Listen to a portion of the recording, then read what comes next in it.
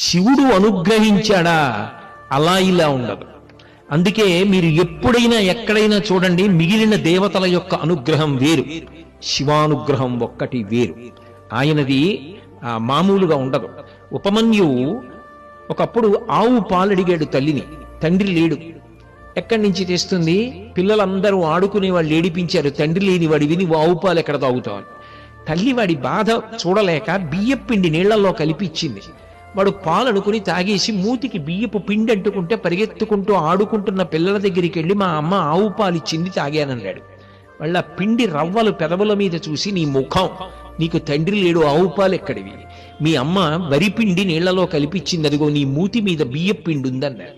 వాడు తిన్నగా వెళ్ళి ఏడిచాడు తల్లి దగ్గర. ఏమ్మా, నాకు తండ్రి లేడా, నాకు ఇచ్చేవాడు లేడా ఆవు పాలు అని అడిగాడు. నీకు తండ్రి లేడని ఎవడు చెప్పాడు? సమస్త లోకములకు తండ్రి శివుడు.